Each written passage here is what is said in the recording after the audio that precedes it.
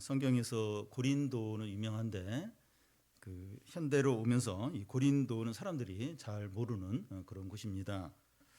구글 지도에서 이제 고린도를 찾으면 코린토로 이렇게 나와 있습니다.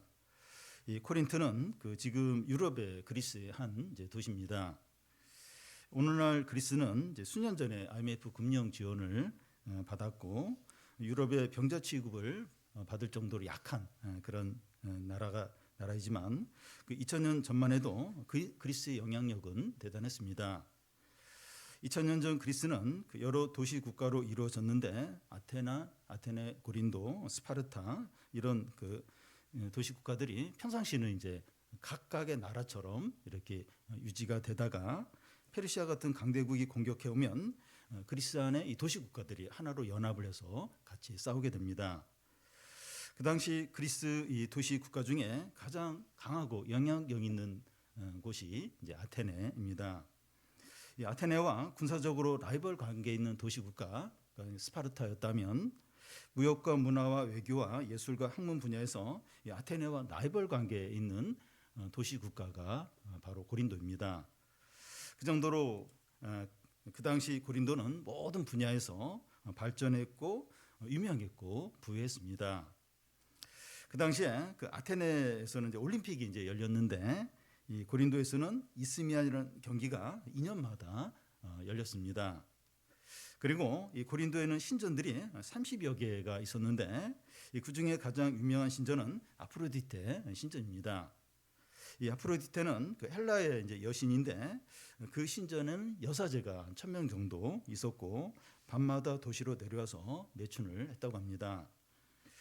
고린도는 그 지형학적으로 보면 대륙과 반도가 이렇게 연결이 되어 있고 두 바다가 만나는 곳에 이렇게 항구 도시로 이제 되어 있기 때문에 항구 도시의 특징인 오락과 술과 또 소비와 매춘이 성행하던 곳이었습니다.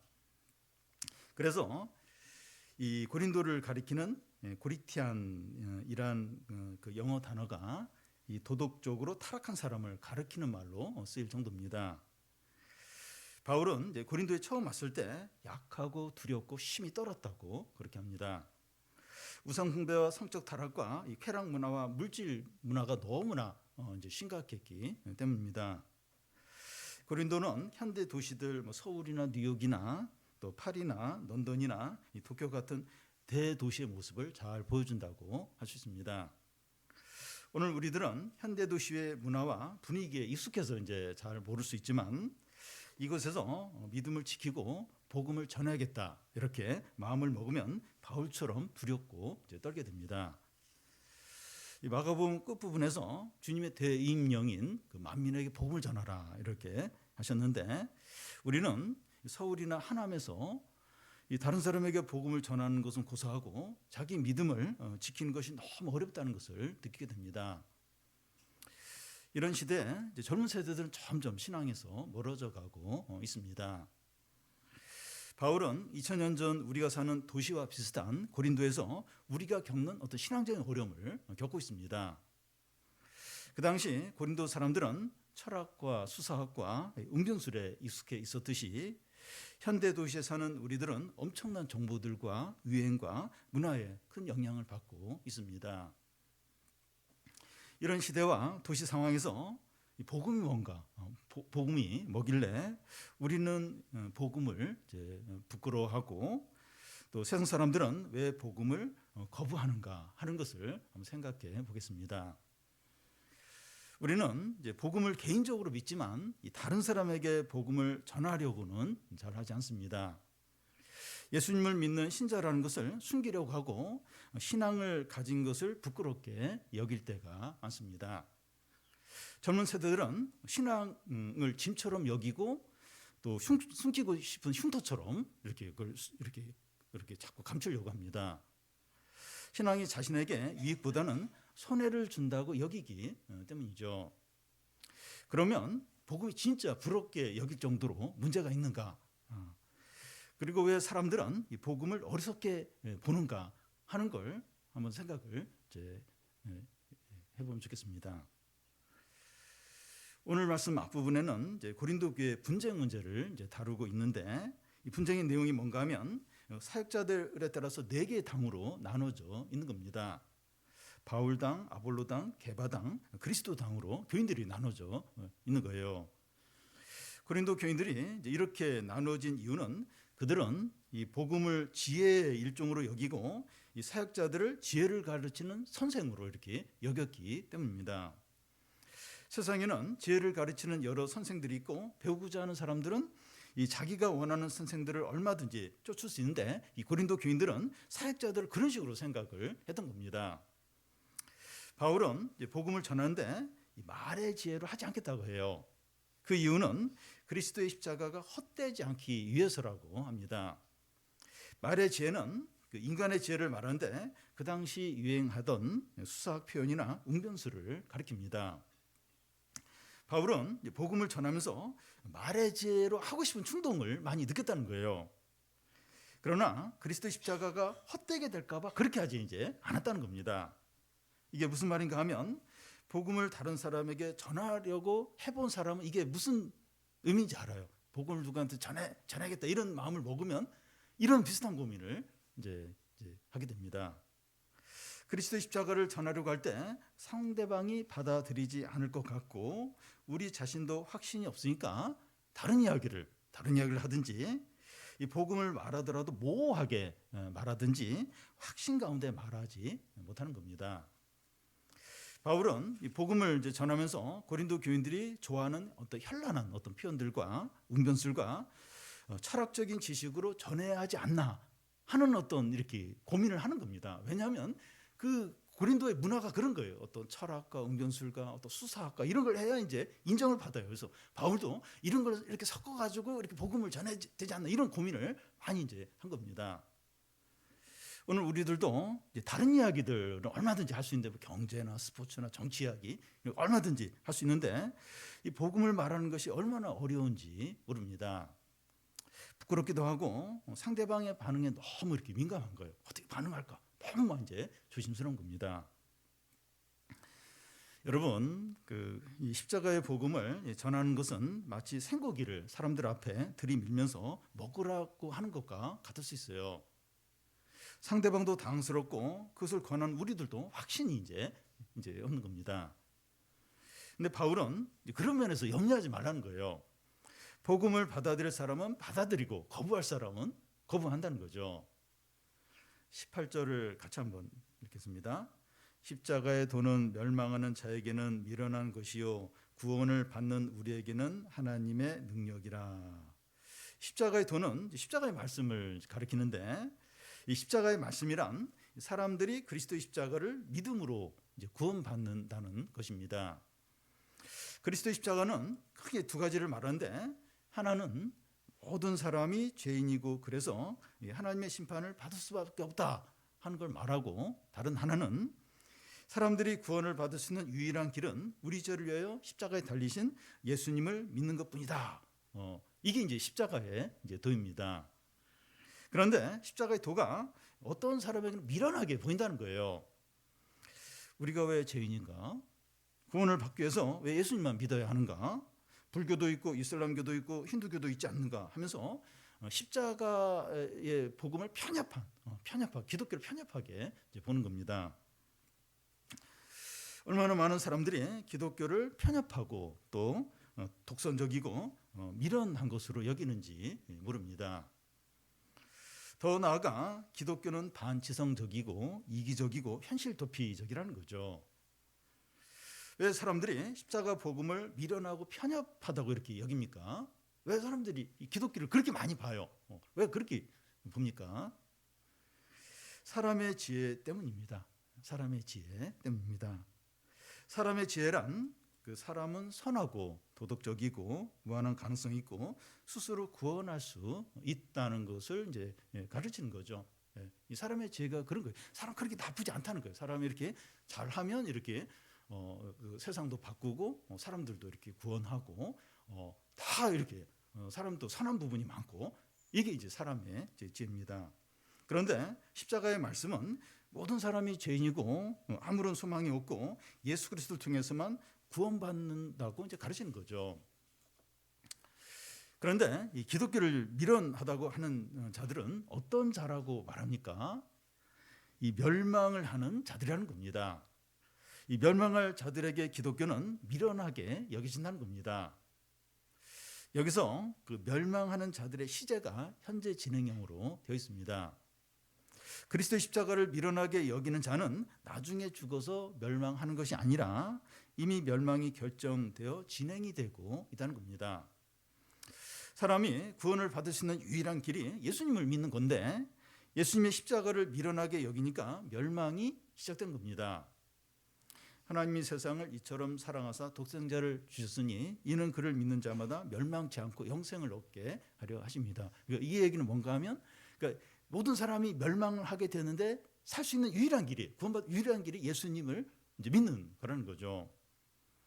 예수님 십자가를 믿지 않으면 바로 멸망이 시작되는 겁니다. 많은 재산을 가지고 있고 유명하고 높은 주위에 있고 외모가 멋지더라도 예수를 믿지 않으면 멸망이 결정되고 진행이 된다는 겁니다. 이런 말을 일반 사람이 들으면 기독교에 대해서 욕을 하고 비난을 하죠. 기독교가 이런 말을 하기 때문에 내가 기독교를 믿지 않는다고 이렇게 이제 바로 말합니다. 그런데 하나님이 이렇게 말씀하세요. 성경이 이렇게 말씀하고 있습니다. 그래서 예수를 믿지 않는 것보다 더 절망적이고 비참한 것은 없습니다.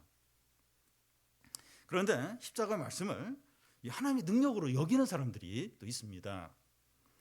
여기 능력은 그 헬라어로 다이나미스인데 영어로 다이나마이트가 여기서 이 단어에서 나왔습니다. 이 폭탄이 폭발하는 그런 이제 힘이죠. 십자가의 말씀이 어떤 사람에게는 하나님의 능력, 곧 폭발하는 엄청난 그 힘이고 영광이고 승리고 기쁨이라는 겁니다. 어떤 사람에게 그렇습니까? 그리스도 십자가가 우리 구원이 됨을 믿는 자들입니다. 여기서도 현재 진행형으로 이제 되어 있습니다. 그리스도 십자가를 믿는 자에게는 이미 구원이 시작됐다는 겁니다.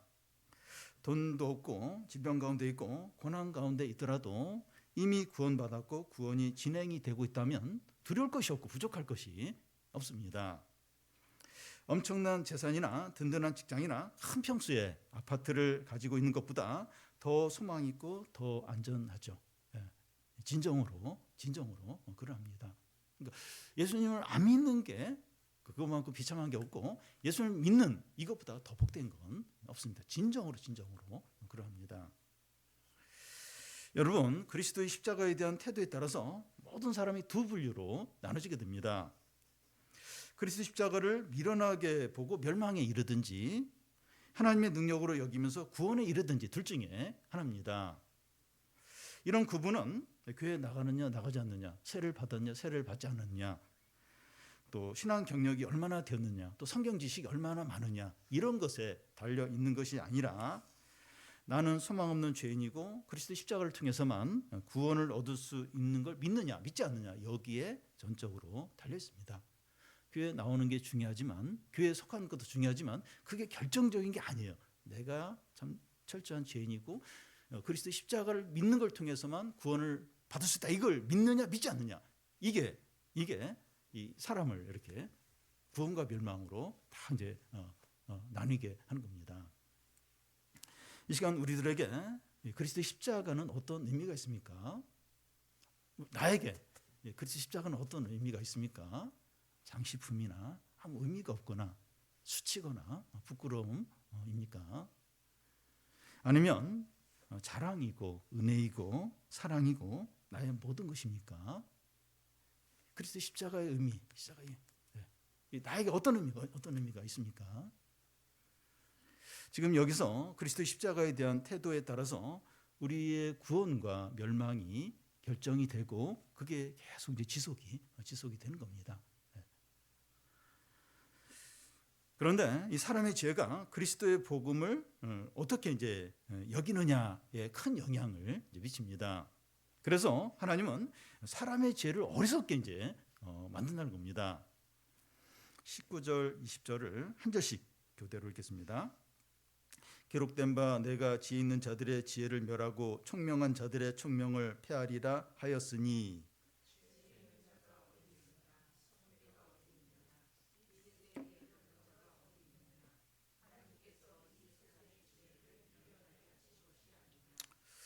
사람들은 이 자기의 지혜와 총명으로 원하는 모든 것을 해서 진정으로 행복하고 구원할 수 있다고 생각을 해요.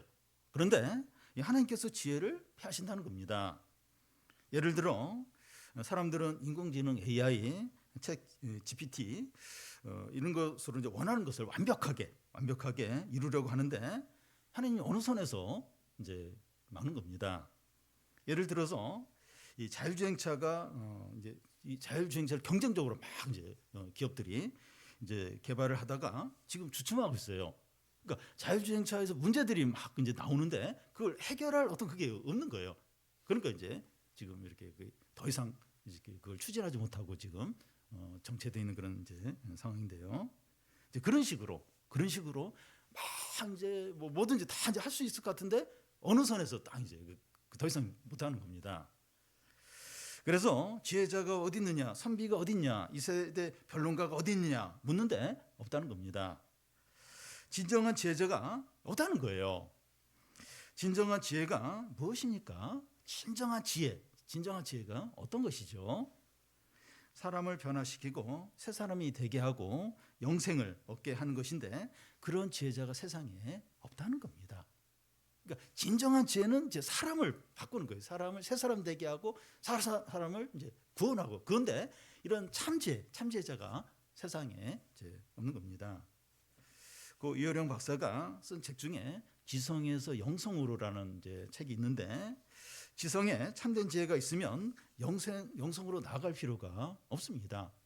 우리나라 최고의 지성인 이제 중에 한 분이 이어령 박사인데 그러니까 이 지성에 참된 지혜가 있으면 이분이 예수님 안 믿었을 거예요. 근데 예수님 믿고 지성에서 영성으로라는 그런 책을 분이 직접 썼습니다. 인간의 지혜에 참된 것이 없기 때문에 하나님께 나아가야 한다는 거죠. 그러면 하나님께서 왜 세상의 지혜를 밀어나게 하셨습니까? 21절을 같이 한번 읽겠습니다.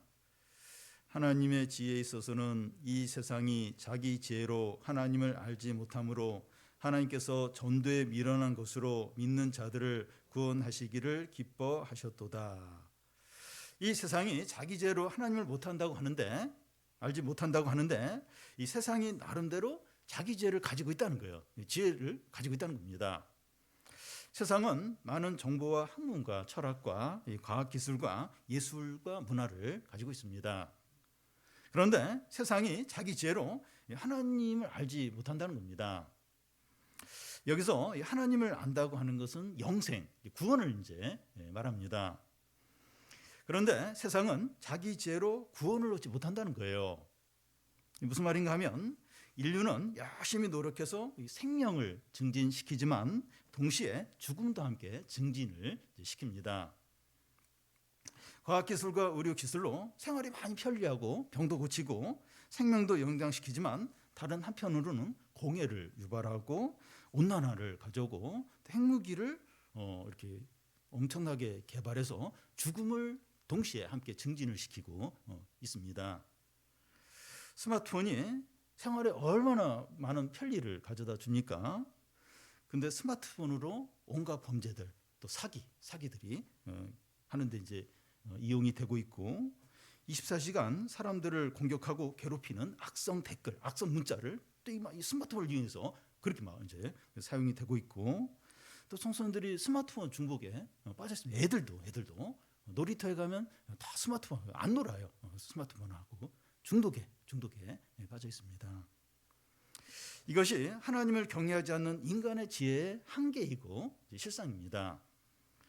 세상과 이 사람의 지혜는 영생과 구원이 없습니다. 그런데 사람들이 이 구원받을 수 있는 유일한 길이 뭡니까? 뭐죠? 전도에 미련한 것으로 믿는 겁니다. 전도에 미련한 거예요. 사람들이 어떤 것을 이제 받아들이려면 이해가 되고 논리적이하고 과학적이어야 한다고 생각합니다. 논리 안 맞아.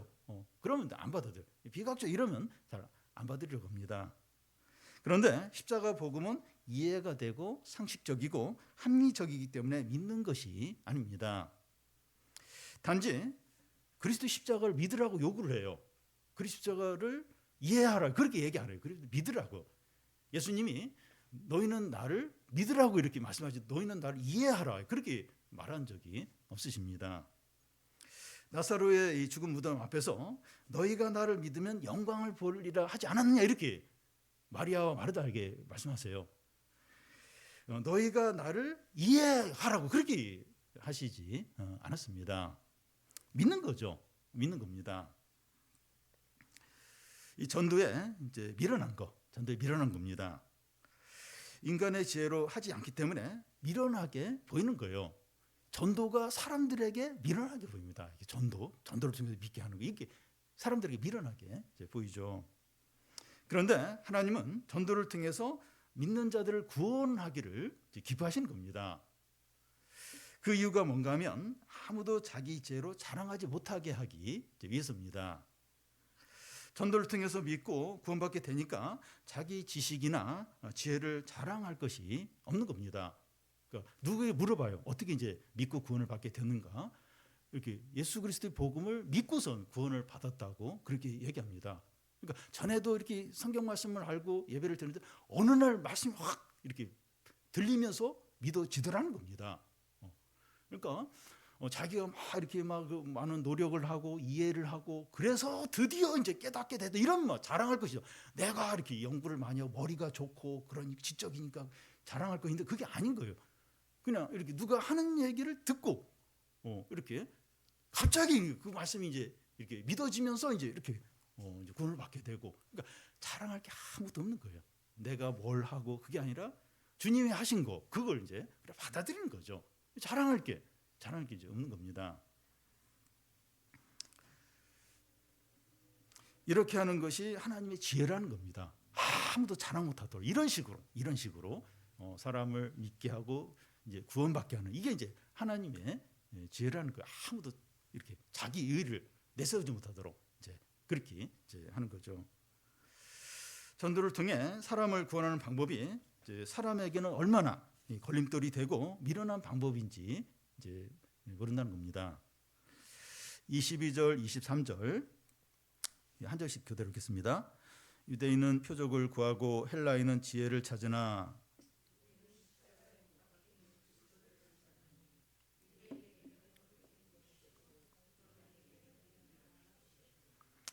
유대인들은 이제 표적을 구합니다. 예수님이 오병이어 기적을 일으켰을 때도 모세처럼 하늘에서 내리는 떡을 좀 이렇게 먹게 하면 믿겠다 이런 식으로 이제 표적을 이제 구할 정도입니다. 헬라인들은 지혜를 찾아요. 그들은 지적 호기심이 강했고 철학과 수학과 예술에 관심이 많았습니다. 그런데 바울이 전하는 것은 십자가에 못 박힌 그리스도입니다. 유대인들에게는 꺼리끼는 거예요. 그러니까 율법에는 나무에 달린다는 하나님의 저주를 받은 자라고 했는데 그 나무에 달린 예수가 메시아다 이러니까 실상을 하는 겁니다. 이방인들에게는 그 십자가를 믿는 것이 미련하게 보이는 겁니다. 사형수로 십자가에 달려 죽은 자를 구원자로 믿는 게 말이 안 되는 거예요. 그 최고의 악한 죄인들만 그 당시 십자가에 달렸는데 그 십자가에 죽은 그 무기력한 그 예수라는 자가 구원자다. 하나님 아들이다. 이걸 믿는 게 너무 어렵고 너무 미련하게 어리석게 보이는 겁니다. 특히 그 당시 헬라인들의 이제 생각은 육체는 더럽고 영혼은 깨끗하다. 이분적인 그런 사고를 가졌는데 그리스도가 죽은 후에 몸으로 이제 부활했다고 하니까 더 받아들이기 힘들어요. 더 미련하게. 아니 그 더러운 몸을 가지고 다시 부활했단 말이야? 그러니까 더 이제 받아들이기가 어렵고 어리석게 이제 보이는 겁니다. 형 사람들은 십자가에 달린 예수를 꺼리껴요. 또 혐오하고 또 미련하게 보이면서 거부하고 조롱합니다. 그러니까 고린도 시대 그 고린도 사람들 2000년 전도 그랬고 오늘날 똑같아요. 똑같이 그렇게 이제 반응합니다. 그런데 이 믿는 자들에게 십자가는 어떻습니까? 24절을 같이 한번 읽겠습니다. 오직 부르심을 받은 자들에게는 유대인이나 헬라인이나 그리스도는 하나님의 능력이요 하나님의 지혜니라. 부르심을 받은 자는 누구에게나 그리스도는 하나님의 능력이고 하나님의 지혜라는 겁니다. 십자가에 못 박힌 그리스도는 하나님의 능력 중에 능력이고 하나님의 지혜 중에 지혜입니다. 하나님의 능력과 지혜는 천지 만물을 창조하는 데 잘 나타났죠. 로마서에도 보면 그 만물에 하나님의 어떤 신성이 영광이 나타나 있다고 그렇게 합니다. 그런데 하나님의 아들이 성육신 하시고 십자가에 죽으시고 부활하셔서 하나님 우편에 앉아 계시는데 이것이 최고의 하나님의 능력이고 하나님의 지혜입니다. 하나님이 천지 만물을 창조하실 때 이 말씀으로 7일 동안 그렇게 하셨는데 하나님이 우리를 구원하시기 위해서는 하나님의 아들이 사람이 되시고 고난당하시고 십자가에 죽으시고 부활을 하시는데 수천 년이 걸렸습니다. 세상 사람들은 이 십자가를 조롱하고 비웃고 혐오스럽게 여기지만 믿는 자들에게는 하나님의 능력이고 지혜입니다. 하나님 앞에서 자기가 얼마나 절망적인 죄인인가, 얼마나 소망 없는 자인가, 얼마나 교만한가, 얼마나 악한가, 얼마나 음란한가 이런 걸 아는 사람은 그리스도 십자가를 자랑해요. 그리스도 십자가를 너무나 귀하게 여깁니다. 그런데 자기를 다른 사람과 비교하면서 나는 그래도 괜찮아. 물론 이제 뭐 죄인이라고는 하지만 나는 그래도 다른 사람보다 나아. 이런 사람은 그리스도 십자가를 우습게 여겨요. 어리석게 여깁니다. 그걸 별로 중요하게 안 여기게 됩니다. 그러니까 이 세상은 지금 어렵지만 그래도 살만하고 사람들이 노력하면 또 좋은 세상이 되고 세상을 이렇게 부정적으로 보면 안 되고 좋은 점도 많다. 이렇게 보는 사람은 그리스도 십자가를 우습게 여겨요. 근데 보십시오. 그 중동의 그 가자 지구에서 일어난 일들, 또 IT는 또 깽단이 그 정부를 다 이렇게 뭐랄까 지배하고 막 하여튼 그 지옥 같은 곳이 되고, 또 미얀마는 군부가 얼마 전에 보니까 막 이렇게 사람을 화형시키는 이 세상 보죠. 이게 그리고 우리 사회에도 얼마나 많은 범죄와 얼마나 끔찍한 일들이 일어나고 있습니까? 물론 이제 그런 걸 위해서 사람들이 노력하고 애쓰는 게 필요 없다는 게 아니에요. 근데 문제는 하나님을 제껴놓고 복음은 필요 없고 우리가 이제 할 수 있다. 우리는 이렇게 가능성이 있고 얼마든지 바꿀 수 있고 이제 그렇게 하는 게 문제입니다. 이 세상의 죄악들, 사람들의 어떤 그 절망적인 어떤 상태를 진짜 안다면 그리스도 십자가를 귀하게 여겨요. 그걸 진짜 소중하게 여긴다는 겁니다. 바울은 자기가 죄인 중에 괴수다 이렇게 이제 고백을 하니까 어떻게 합니까? 같은 고린도전서 2장 2절에 보면 예수 그리스도와 그가 십자가에 못 박힌 것 외에는 아무것도 알지 않기로 결심을 이제 하고, 내가 그리스도의 십자가 외에는 전하지 않겠다고 또 이렇게 작정을 이제 합니다.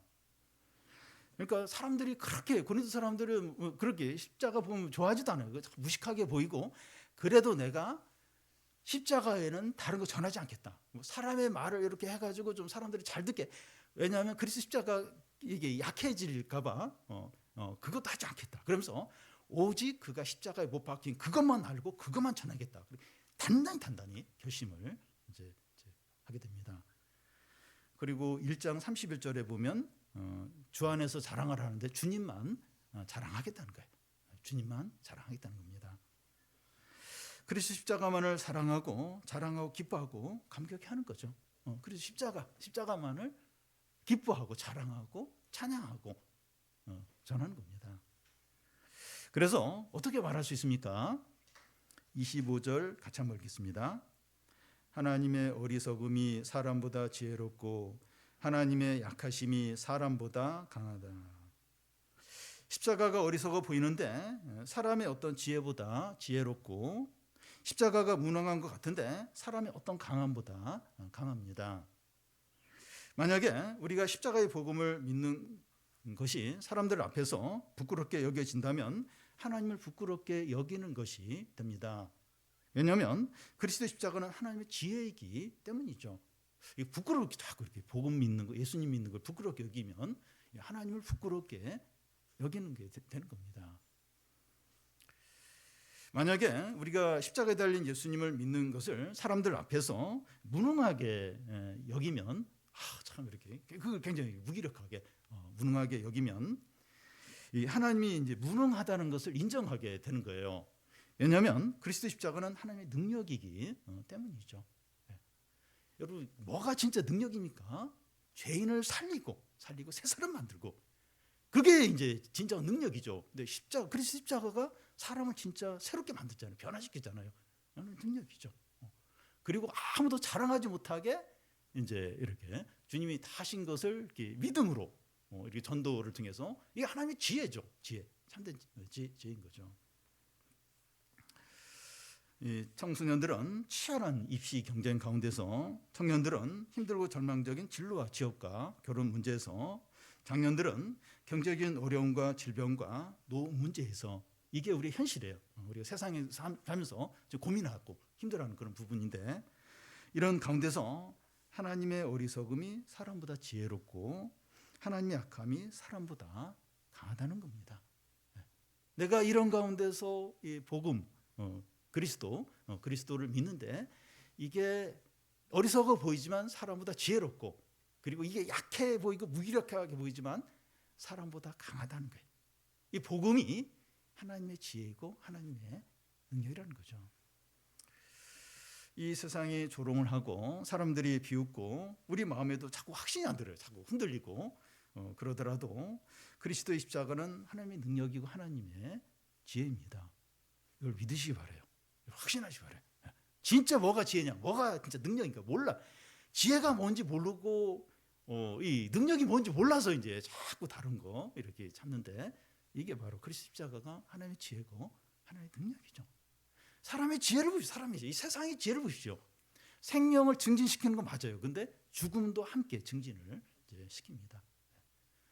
자동차 잘 이용하지만 1년에 그 막 죽고 막 부상당한 사람이 뭐 수만 명이 돼요. 그러니까 막 부상당하면 이제 그 불구자가 되고 가정도 깨지고, 그러니까 얼마나 이 자동차 편리합니까? 근데 그게 또 이제 죽음도 가져오고 불행도 함께 가져오는 이 세상의 지혜, 사람의 지혜가 이제 그런 것입니다. 근데 진정으로 살리고 진정으로 복되게 하고 변화시키는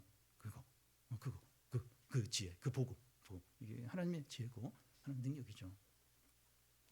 우리가 구원받고 또 이 세상의 진정한 소망은 그리스도 십자가에 있음을 우리가 믿고 확신해서 그리스도 십자가를 사랑하고 자랑하고 또 증거하고 찬양하는 성도들이 되시기를 바랍니다.